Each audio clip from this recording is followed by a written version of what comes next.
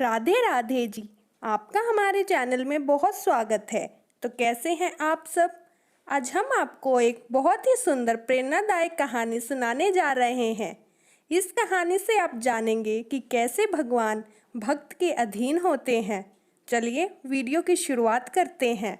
एक कसाई था सदना। वह बहुत ईमानदार था। वो भगवान के नाम कीर्तन में मस्त रहता था।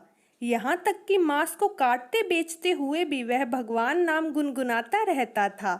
एक दिन वह अपनी ही धुन में कहीं जा रहा था कि उसके पैर में कोई पत्थर टकराया। वह रुक गया। उसने देखा एक काले रंग के गोल पत्थर से उसका पैर टकरा गया है। उसने वह पत्थर उठा लिया, वह जेब में रख लिया, यह सोचकर कि वह मांस तौलने के काम आएगा। वापस आकर उसने वह पत्थर मांस के वजन को तौलने के काम में लगाया। कुछ ही दिनों में उसने समझ लिया कि यह पत्थर कोई साधारण नहीं है। जितना वजन उसको तौलना होता, पत्थर उतने वजन का ही हो जाता है। धीरे धीरे यह बात फैलने लगी कि सदना कसाई के पास वजन करने वाला पत्थर है। वह जितना चाहता है पत्थर उतना ही तौल देता है। किसी को 1 किलो मांस देना होता तो तराजू में उस पत्थर को एक तरफ डालने पर दूसरी ओर 1 किलो का मांस ही तुलता। अगर किसी को 2 किलो चाहिए हो तो वह पत्थर 2 किलो के भार जितना भारी हो जाता। इस चमत्कार के कारण उसके यहाँ लोगों की भीड़ जुटने लगी। भीड़ जुटने के साथ ही सदना की दुकान की बिक्री बढ़ गई। बात एक शुद्ध साधारण ब्राह्मण तक भी पहुंची। हालांकि वह ऐसी अशुद्ध जगह पर नहीं जाना चाहते थे जहां मांस कटता हो वह बिकता हो, किंतु चमत्कारिक पत्थर को देखने की उत्सुकता उन्हें सदना की दुकान तक खींच लाई।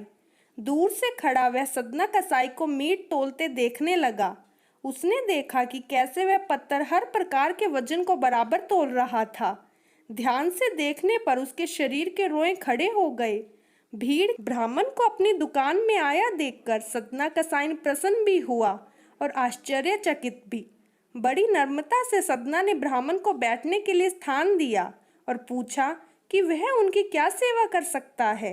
ब्राह्मण बोला, तुम्हारे इस चमत्कारिक पत्थर को देखने के लिए ही मैं तुम्हारी दुकान पर आया हूँ, या यूं कहें कि यह चमत्कारी पत्थर ही मुझे खींचकर तुम्हारी दुकान पर ले आया है। बातों ही बातों में उन्होंने सदना कसाई को बताया कि जिसे पत्थर समझकर वो मांस तौल रहा है, वास्तव में वो शालिग्राम जी हैं, जो कि भगवान का स्वरूप होता है।